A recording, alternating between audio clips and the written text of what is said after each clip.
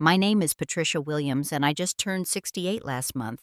I spent 40 years climbing the corporate ladder, retiring with millions in my bank account and investments that would last several lifetimes. I thought I had it all figured out. Then my only son Michael died in a car accident, and my entire world shattered into pieces. Money meant nothing anymore. At his funeral, through my tears, I noticed three identical young women I'd never seen before.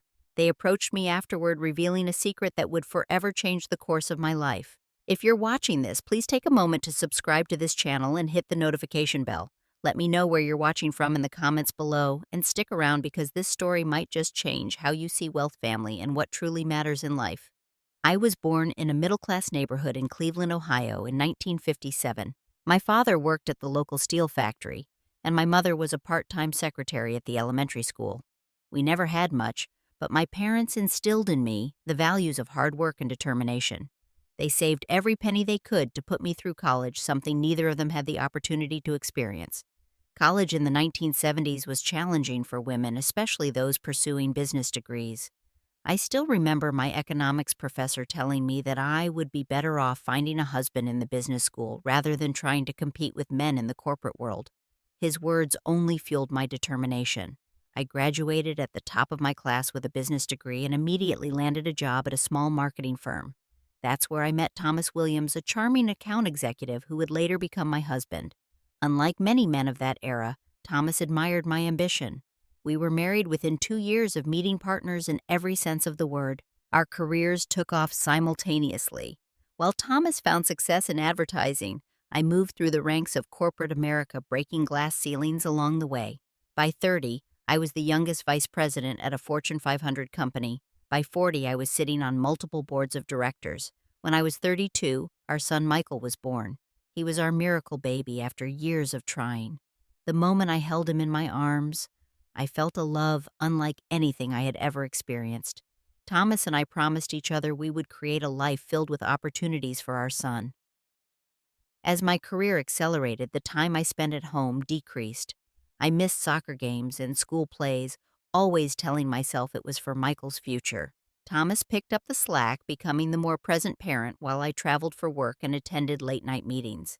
Our marriage began to strain under the weight of my ambition. When Michael was 12, Thomas asked for a divorce. It was amicable but devastating. He never asked for more than his fair share in the settlement, and we agreed to co-parent Michael as best we could. The divorce pushed me to work even harder.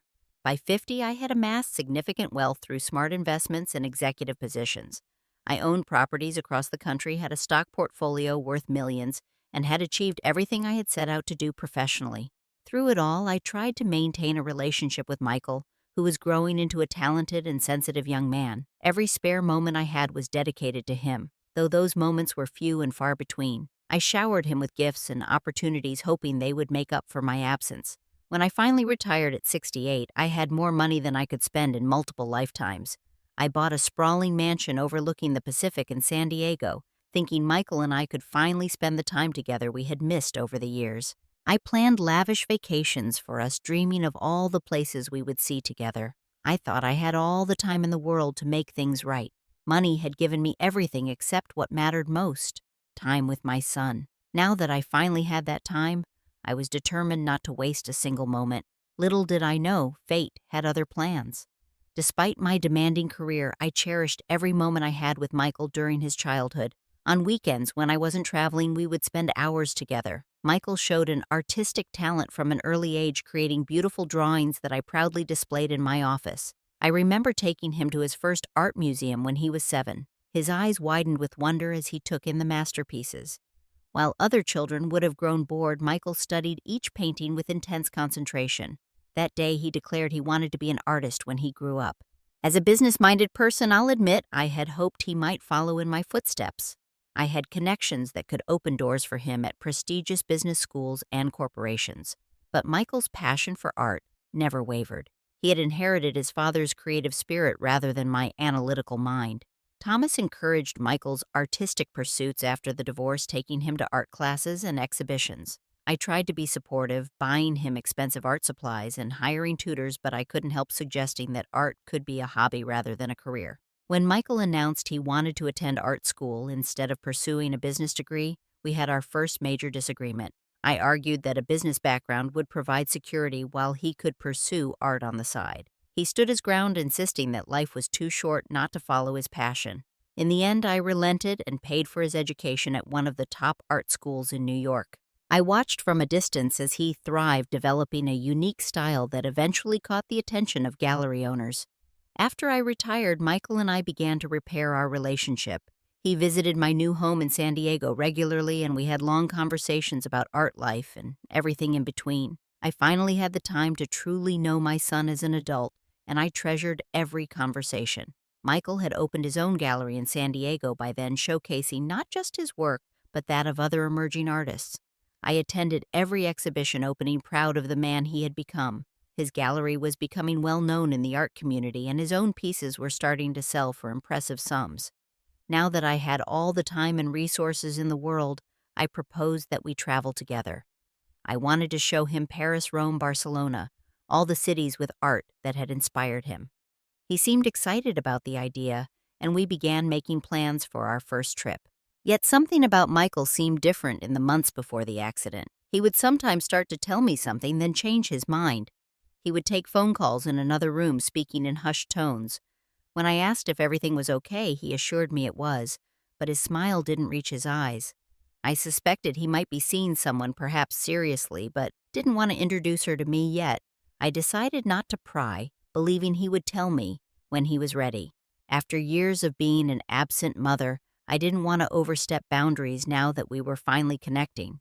The night before the accident, we had dinner at my favorite restaurant overlooking the ocean. Michael seemed nervous but happy. He mentioned that he had something important to tell me soon, something that would change everything. I assumed he was going to announce an engagement or perhaps a major career opportunity. I told him I would support him no matter what. He hugged me tighter than usual when we said goodnight, promising to call the next day. That call never came. The phone rang at 2:15 in the morning. I was instantly alert. Late-night calls rarely bring good news. The voice on the other end was a police officer speaking in that careful tone they must practice for delivering the worst news imaginable.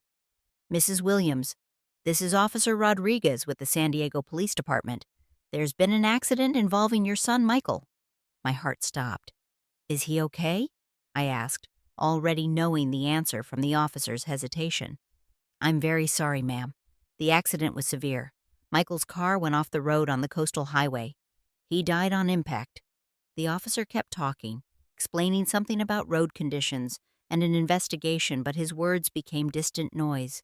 I dropped the phone, a scream building in my throat that I couldn't release. Somehow I managed to drive to the hospital, though I have no memory of the journey. I was led to a room where Michael lay looking as if he were merely sleeping, but the warmth and vibrance that had always radiated from him were gone. My beautiful, talented son was gone. The days that followed passed in a blur of unbearable pain. I made funeral arrangements mechanically, going through the motions while feeling completely hollow inside. Friends and colleagues sent flowers and condolences, but their words brought no comfort.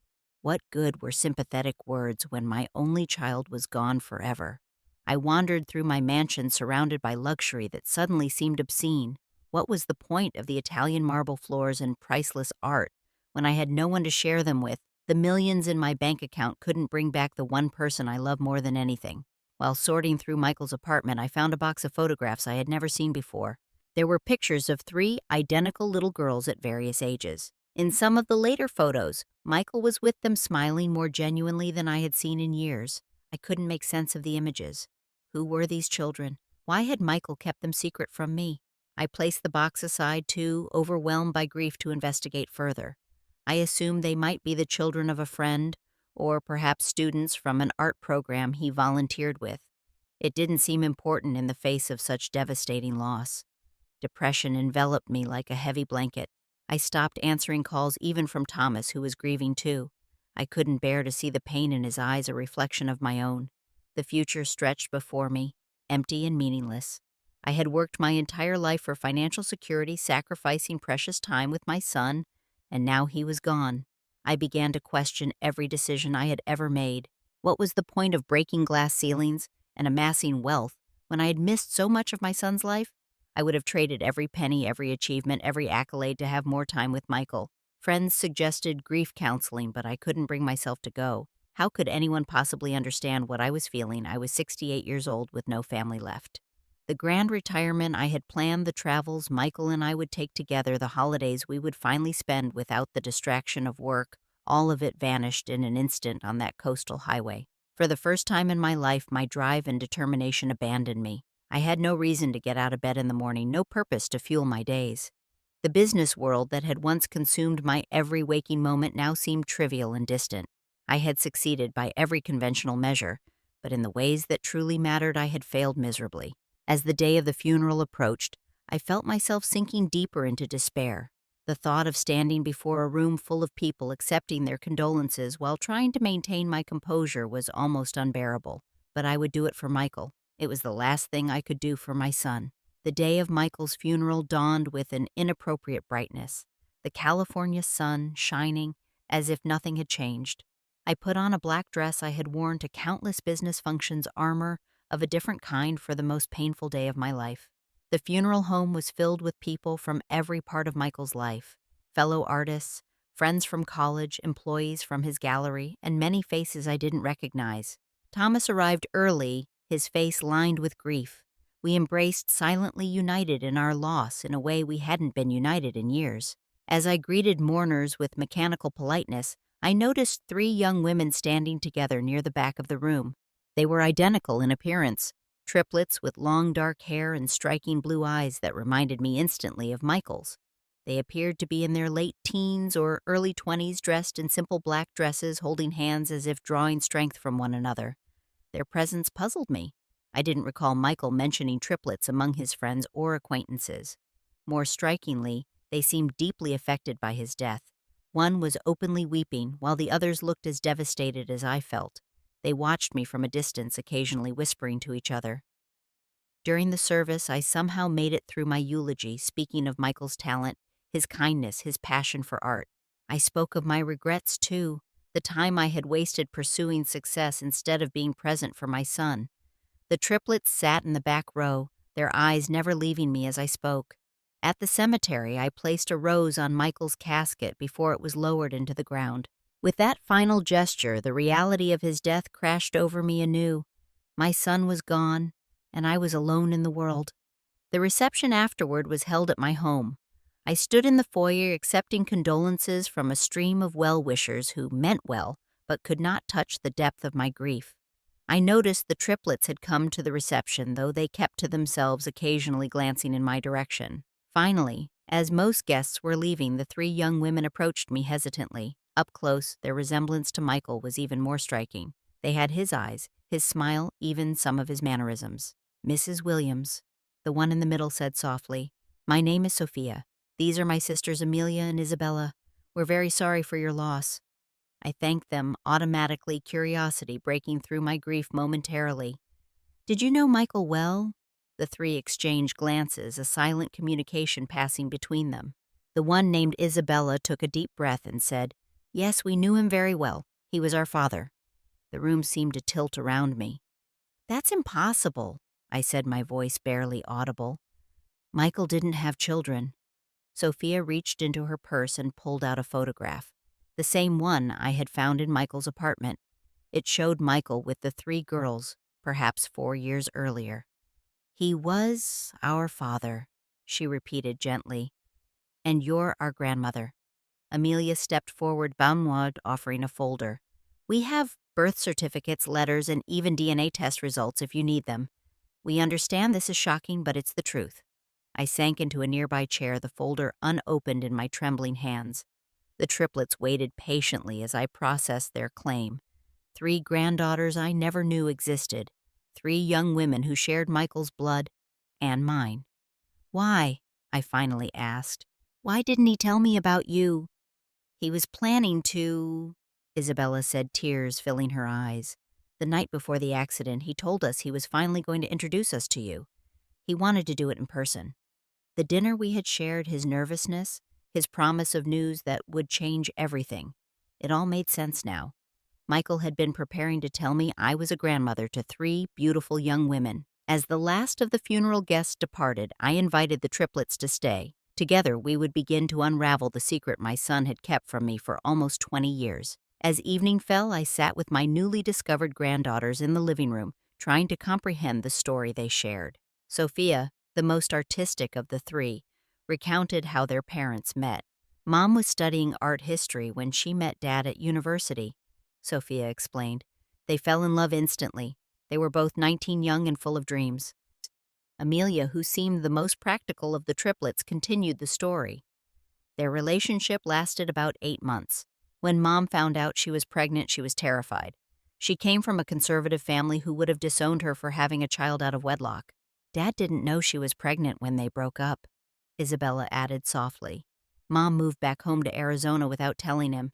It wasn't until she learned she was having triplets that she reached out to him again.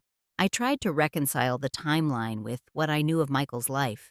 He would have been in his first year of art school, barely an adult himself. While I had been focused on climbing the corporate ladder, my son had become a father. Why didn't Michael tell me? I asked the question that kept returning to my mind. The sisters exchanged glances before Sophia answered. He said he was afraid of disappointing you. He said you had such high expectations for him, and becoming a father so young wasn't part of the plan. Her words struck me like physical blows. Had I been so formidable that my own son was afraid to tell me about his children? Had my ambition and expectations created such a wall between us? Mom decided to raise us on her own, Amelia continued. She never asked Dad for anything, but he insisted on helping financially. He set up accounts for our education, visited whenever he could, and called us every week. He made sure we never felt abandoned.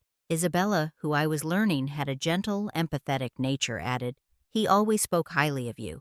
He said you were brilliant and determined. He wanted us to meet you, but the timing never seemed right. He was afraid you might be angry that he kept us secret for so long. I thought about the photos I'd found in Michael's apartment, the mysterious phone calls, his absences that I had attributed to his work. All this time, he had been visiting his daughters, maintaining a relationship with them while keeping them hidden from me. What about your mother? I asked. Is she here in San Diego too? Grief clouded their identical faces. Mom died 6 months ago, Sophia said. Breast cancer. It was very sudden. Dad had been helping us cope with losing her. Now we've lost him too. My heart broke for these young women who had endured so much loss in such a short time. They were only 19, the same age Michael had been when they were conceived, and now they were orphans. Where are you staying? I asked, suddenly concerned about their welfare. We've been living in an apartment Dad rented for us after Mom died, Amelia explained. We're all attending San Diego State. Sophia's studying art, like Dad. I'm in business administration, and Isabella's majoring in psychology. I felt a flicker of pride hearing about their studies, quickly followed by a wave of sadness that Michael hadn't shared their accomplishments with me. How many proud parent moments had he experienced alone, unable to share them with me because of a wall of secrecy he felt he couldn't breach? As we talked into the night, I learned more about their mother, Anna Martinez, a talented art historian who had raised 3 daughters with love and grace. I learned about the triplets' childhood in Arizona, with Michael making the trip from California as often as he could. I learned that Sophia had inherited her father's artistic talent, that Amelia had my head for business, and that Isabella dreamed of helping others through counseling. I saw pieces of Michael in each of them, his smile, his laugh, his thoughtful nature, and glimpses of myself, too, especially in Amelia's determination. As dawn approached, I showed them to guest rooms, my mind reeling from everything I had learned. Lying in bed, I felt anger toward Michael for keeping his daughters from me, guilt for being the kind of mother he couldn't confide in, and a tentative joy at finding these 3 remarkable young women who carried on my son's legacy. For the first time since Michael's death, I felt a tiny spark of purpose returning. These girls had lost both parents. They needed someone. Perhaps in some way I couldn't yet see we needed each other.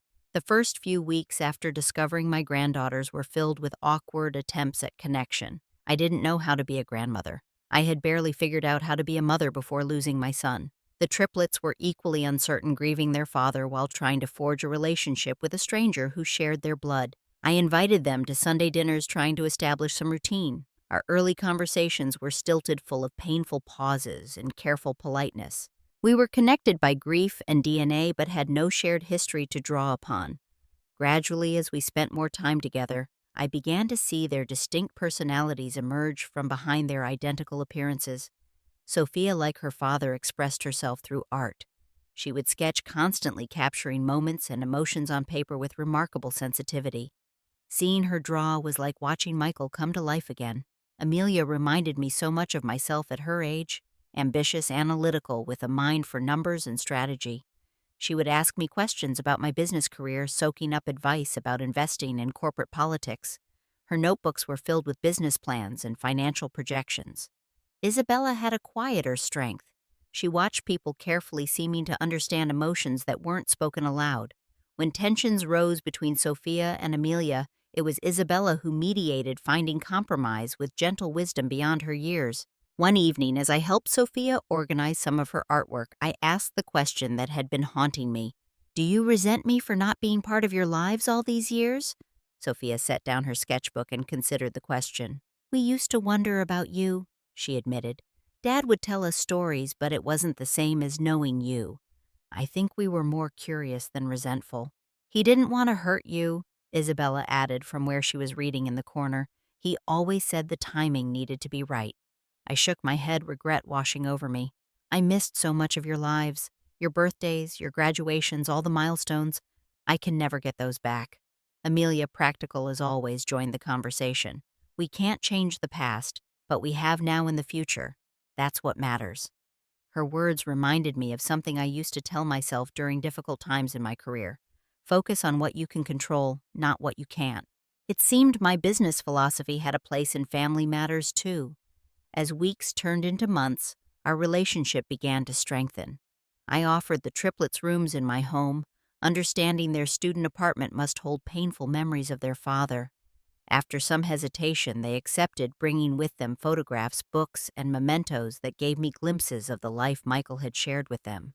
One day, while going through Michael's belongings from the gallery, I discovered a collection of paintings he had created of the triplets over the years, as babies, as children, as teenagers. Each painting captured not just their physical likeness, but something of their spirits as well.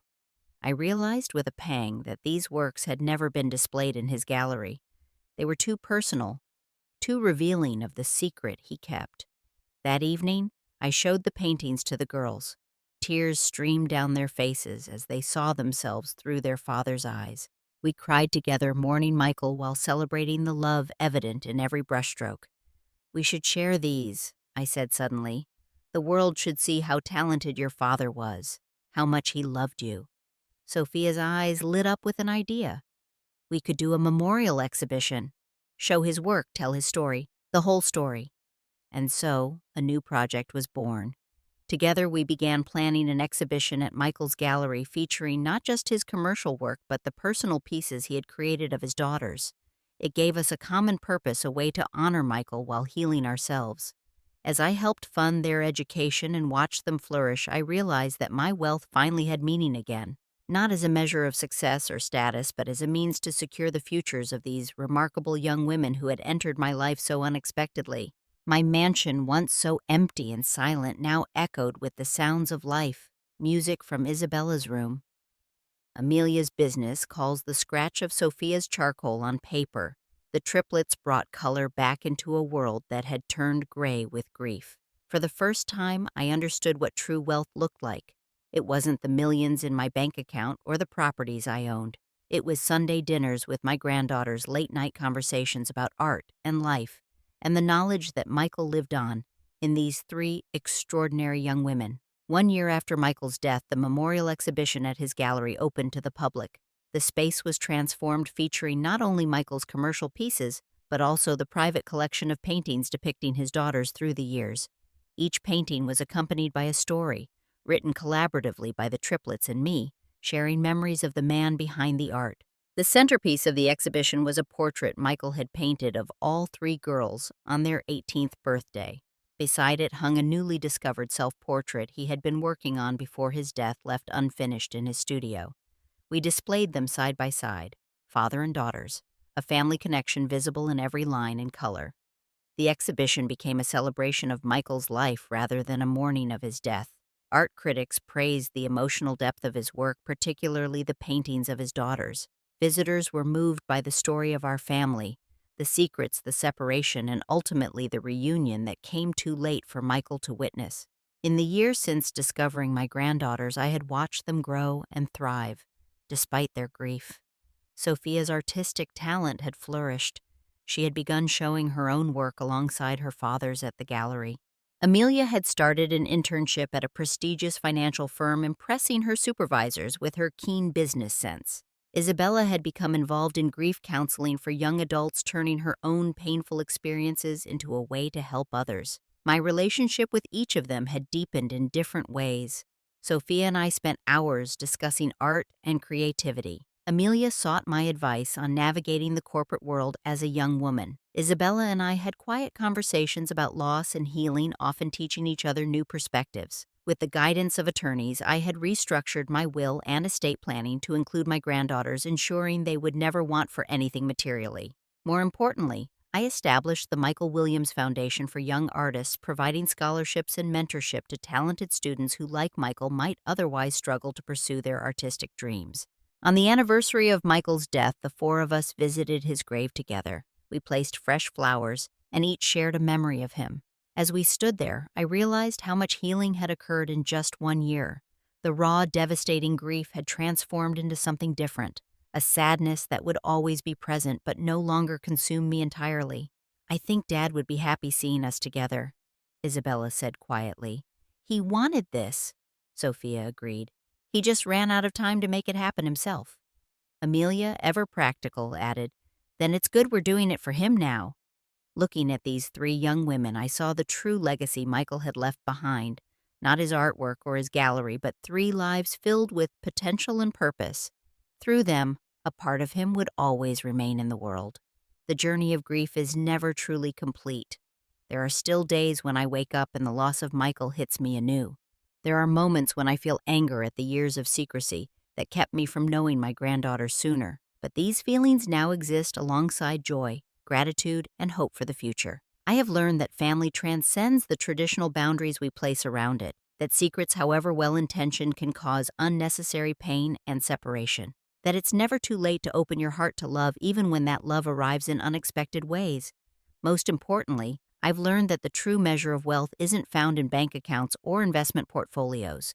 Real wealth lies in the connections we forge, the love we share, and the legacy we create through the lives we touch. As we left the cemetery that day, walking together toward the future, I felt a profound sense of gratitude.